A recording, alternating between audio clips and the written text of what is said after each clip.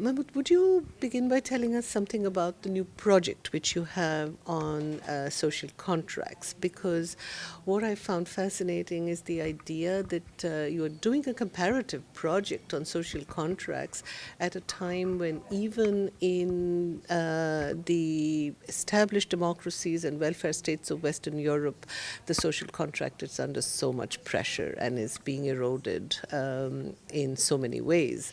To take it up as a global project is, I think, a very bold and ambitious attempt, and it would be wonderful to hear something about it. Sure. Thank you very much.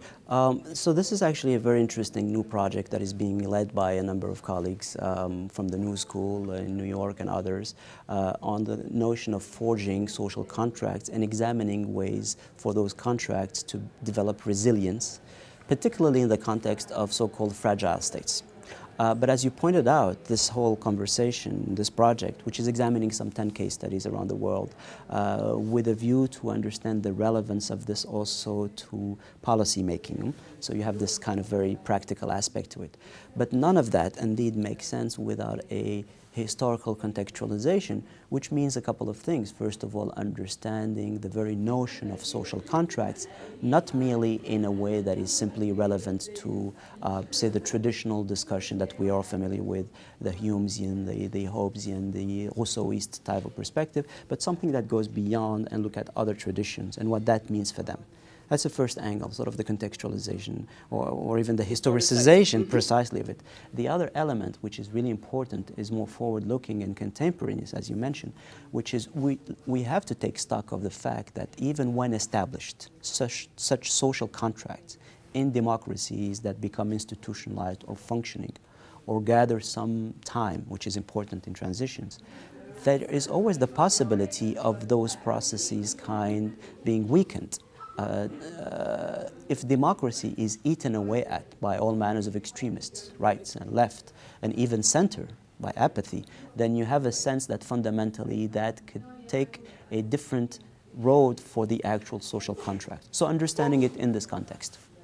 But could you give a more specific example of a region or a country in which we would need to think about the concrete logics of establishing a new social contract? Because this would also involve trying to understand not only the kind of state and state-building processes in the region or in that country, but also the new kinds of citizenship which the state is forging with its population. Absolutely. I think this is exactly what we have to do is, as we flesh it out, think comparatively. And two regions come to mind, and they're quite different, but in fact related on this very notion. The first is the so-called West, European states, the United States, for instance, where these days, let's say the 2010s, starts already in the mid-2000s, have by now clearly been experiencing a so-called maybe neo-crisis of democracy, where we're seeing a rise of authoritarianism in specific ways. We're not talking about totalitarianism, we're not talking about a collapse of democracy, we're seeing tension points within the very nature of the social contract. Take a look to a country like France, for instance, where you have tensions that are both cultural and religious and class-based. Equally in the United States, with the return of African-American tensions that we thought were long ago past in the 1970s and 60s, the question of the place of women, the question of communities. So all of these issues seem therefore not to have been settled lastingly in precisely a contract, which is a process of an interaction amongst different segments of the population that have expectations. The other one, which is equally troubled, but on a different plane, would be the Middle East, or the so-called more largely Muslim world, although we're really talking about the Arab part of it and not the Asian, less than that. There's other issues in Asia and sub-Saharan African that is Muslim. But in the Middle East, there the question is linked to contemporary conflicts that are unsettled. And this has brought up back old issues that are, for instance, confessional. Sunni Shia, for instance, Arab-Kurd, on top of the existing ones, such as, of course, the Palestinian questions and so on. So in these societies, take a look at a place like Iraq, for instance, where the US invasion, the management of the Maliki government and its violence and authoritarianism, the rise of extremist groups, obviously Al-Qaeda first, and then ISIS now, has created kind of a negative perfect storm where all of these issues have delayed a proper cogent but also kind of thought out a discussion on what type of a society there should be. But one also that has also to take into account its own history, which includes a certain place for religion. These societies are eminently conservative, and that means addressing that question of the secular issue which a segment desires in specific ways.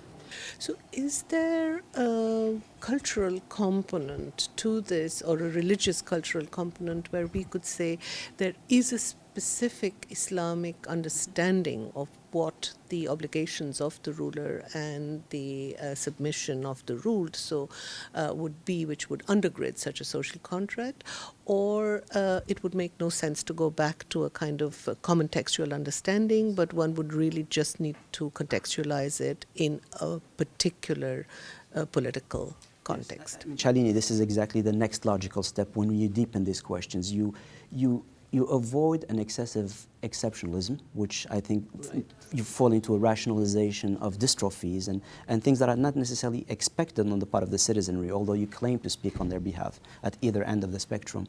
But the next sort of issue that has to be dealt is what are some of the specificities of some of these contexts. And yes, in Islam there is a certain perspective which has to do with fundamentally understanding that the religion, that specific religion, comes with a sense of a comprehensive sense of establishing a relationship between the believer and the religion itself. And in this case, of course, we're talking about something that is not based into a clergy, since it doesn't exist in Islam, at least not in Sunni Islam. There is in Shia Islam. And so you're talking less about a transactional relationship where some things are expected than a covenant. Islam comes from istislam, which is submission. So the submission is to a sense of relinquishing yourself to a larger set of issues, which besides the intimate relationship with the believer has expectations that give more importance to the sense of community, to less distanciation from selfishness and so on. That would be one element. The second element is what type of power is therefore established, and state, as you pointed out. And there is an important component about the tyranny that has to be avoided, which is something we tend to forget because these societies have moved into authoritarian states, modern, contemporary. But there is an important component in that contract of the representative being a delegate, Amir al-Mu'mineen, or the representative of the community, or even the concept of Khalif, who takes on behalf of the community. But that power remains always with a higher power as such. But the mistake that we tend to make in this discussion is we conceive, just as you were saying, of scriptures of the 7th century, and then we jump over 14th century, in which there is a lot of dialectic and rich discussion about concept of modernity in Islam, with thinkers in Asia and the Middle East that have contributed a lot in Europe, in Andalusia, in Sicily for 3, 4, 7 centuries in some cases. And that whole segment seems to me to have been forgotten precisely when we need it today, to update that. In a country like Turkey, in a country like Tunisia, where there is eminently a sense of both modernity and a sense of religion finding its place as such. And I think these are the kind of questions we need to give more intelligence and place to. So one last question perhaps in this context, and that is when you mentioned the notion of a community, in Islam this would be an ummah, right? The larger community. So this broadest community would be then a transnational community. The social contract, however, that we are thinking of, is it still rooted then in the Islamic case in the nation state, or can we think of a larger social contract? Because actually this would then tie into a lot of the newer discussions that we are having about transnational justice, about obligations to those who do not share a political community in the nation state with you. And with that, I would like to come back to the European predicament of one of the problems which the welfare state at the moment is facing is the inclusion of migrants as those who do not belong. So in an Islamic conception, the question of belonging would obviously be thought about very differently. And it's a plus and a minus, precisely in relation to the contract, as you said. It's a minus, or rather a challenge. Let's not think on these kind of either or. It's a challenge in terms of how do you establish precisely an actionable, cogent contract locally if precisely the religion is frankly open-ended, universal, and explicitly not limited to Arabs of the Middle East, or it's really about the universal belonging. And as a result of that, all derivative obligations vis-a-vis the weak, the poor, solidarity, all of these things that come with that. And therefore, that opens the canvas, which is precisely what is being instrumentalized by the extremists that speak of this global jihadism, right? So they can attract in the name of that kind of course, instrumentalized religion. So that's one challenge. Where do you place the cursor in your commitment? Because you need to have a community where there's institutions of justice, of representation, of an actual state as such. But at the other end, what it does though open is a possibility of taking into your project those forces, those present actors at a time when today this is a fact. Your example of migration, we can build in economic elements, and we can bring social and cultural influences around the world. We live in a transnational world par excellence these days, fundamentally.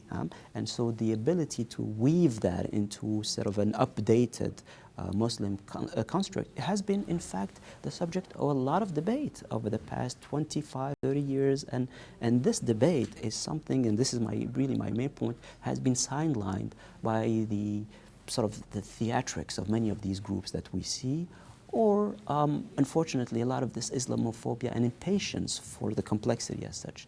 So that is one of the elements that that remains a challenge in this contract. The other one, as I said, is what type of authority ultimately. Because the paradox in Islam is that it is an eminently democratic religion in the sense that you, the believer, have no human being on this earth above you. There's no transaction as such.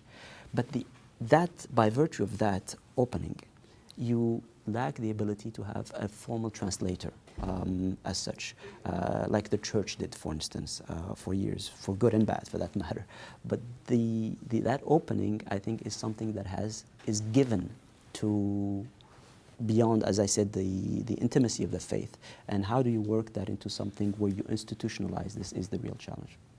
So thank you. This is a fascinating project, and we look forward to some of the research results. It's been a pleasure.